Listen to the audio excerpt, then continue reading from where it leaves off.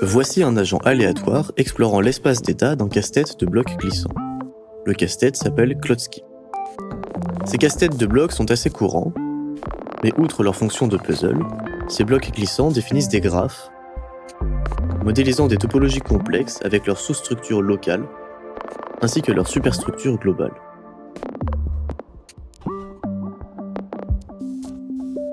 Il s'agit souvent d'une grille 6 par 6 où la solution consiste à libérer ce bloc par le trou situé à droite. On ne peut pas encore le faire car cette pièce gêne.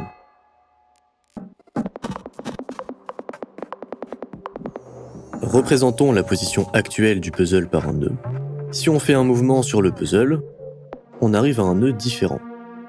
Puisque ces positions ne sont séparées que par un seul mouvement, on trace une arête reliant les deux nœuds.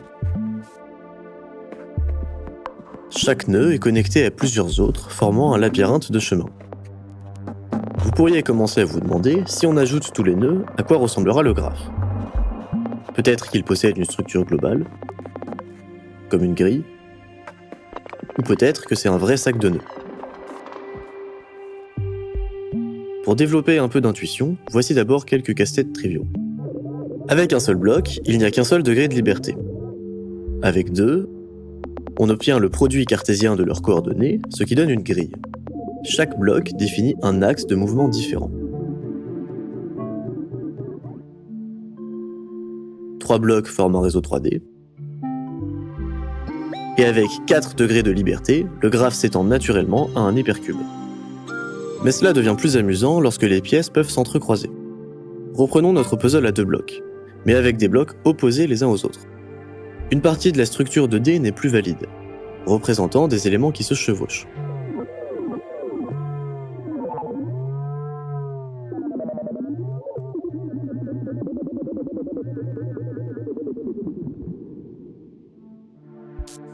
Avec 2 blocs se trouvant sur la même voie, on obtient cette forme triangulaire.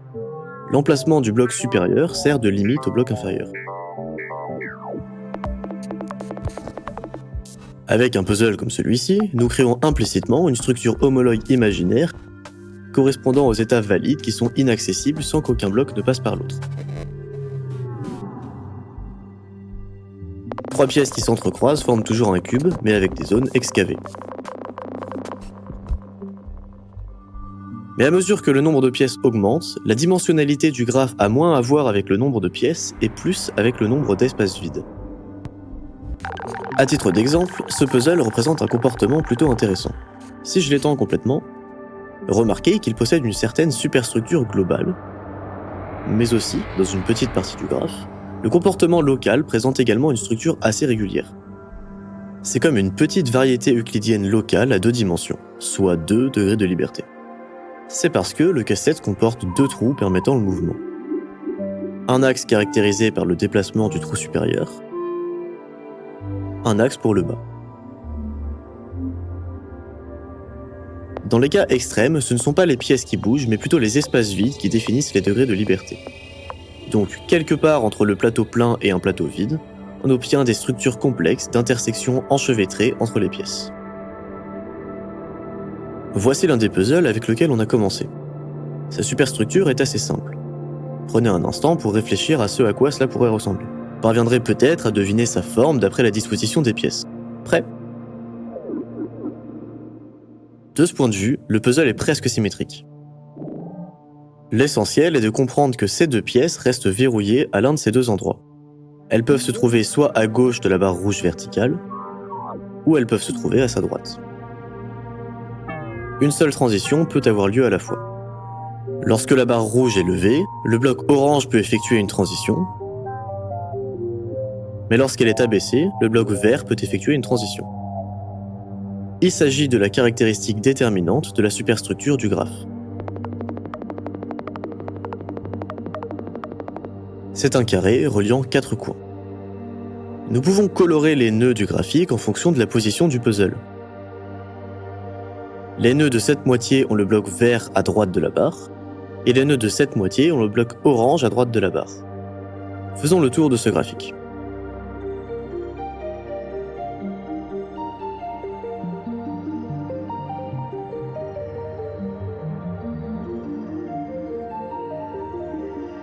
À partir d'ici, nous pouvons mettre en évidence toutes les solutions où le bloc vert se trouve près du trou.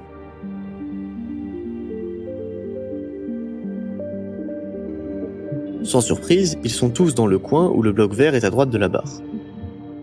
Pouvez-vous déterminer pourquoi le graphique présente une dimensionnalité plus élevée près des coins? Regardons le Klotsky à nouveau.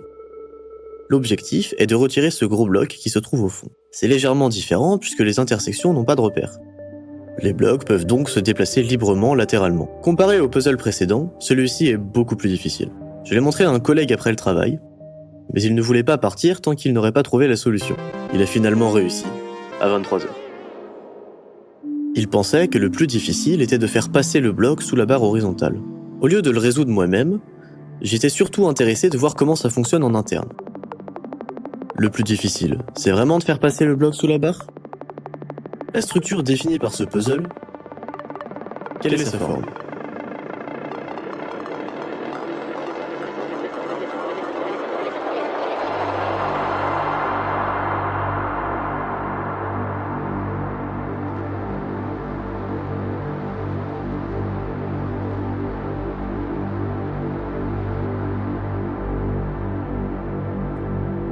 Elle fait 25 955 nœuds.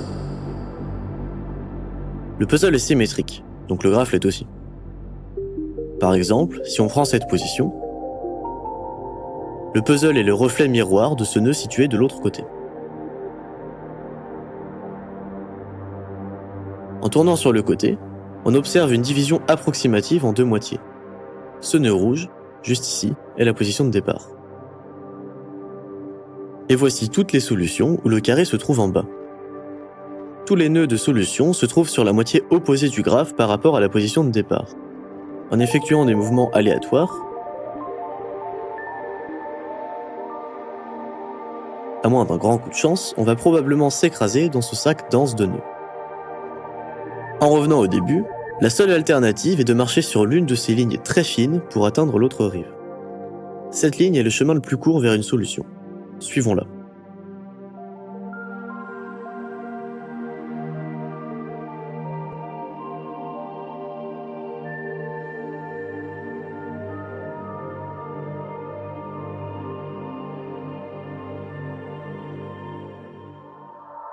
Curieusement, ce n'est pas le chemin emprunté par le détenteur du record du monde Guinness de vitesse de résolution, qui suit plutôt cette ligne.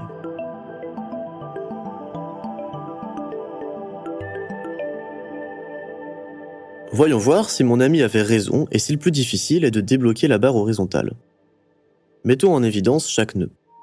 Rouge lorsque le bloc est au-dessus de la barre, orange lorsqu'ils sont côte à côte, jaune lorsque le bloc est presque en dessous, et vert lorsque le bloc est finalement sous la barre. Maintenant, jetons un coup d'œil à nouveau à l'ensemble des solutions. Il y a un chevauchement extrêmement faible. L'intuition de mon ami était donc juste. Que pouvons-nous apprendre d'autre? Vous vous souvenez que ce puzzle comporte des positions inaccessibles? Klotsky aussi. Vous remarquerez peut-être que, bien que le graphique soit horizontalement symétrique, pourquoi pas verticalement aussi? Bien que, en théorie, on puisse réarranger toutes les pièces à l'envers, en réalité ce n'est pas possible, à moins d'en retirer un morceau et de le remettre en place.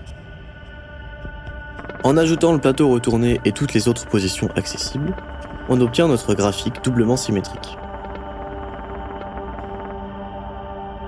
Existe-t-il d'autres îles isolées? Il s'avère que oui, beaucoup.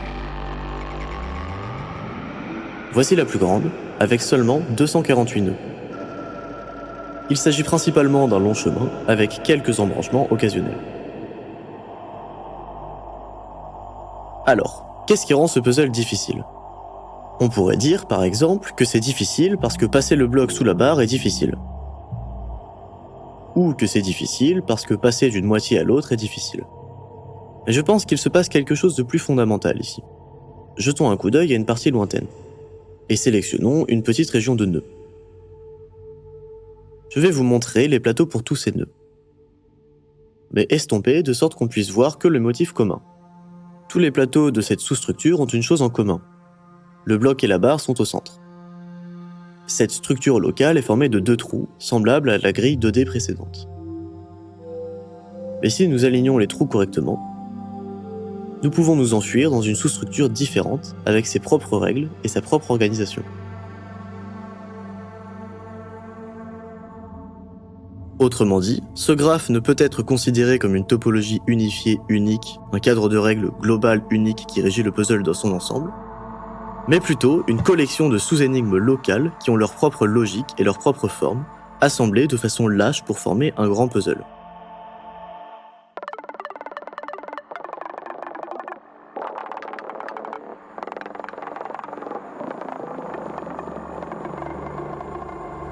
Mais à quoi bon ? Qui s'en soucie ? C'est qu'un jeu. Permettez-moi d'établir un parallèle, en schématisant une carte des phénomènes du monde naturel. Nous observons des superstructures biologiques au plus haut niveau, bâties majestueusement sur une infrastructure physique à travers plusieurs couches d'abstraction. L'idée est que la différenciation des résolutions des phénomènes n'est pas propre à la physique. Même le jouet domestique le plus banal ne fait pas exception. En réalité, une telle forme émerge de la simple exploration calculatoire d'un système de règles. C'était Tout Swap, avec la musique de 6884 et le doublage et la traduction par Covoisinage.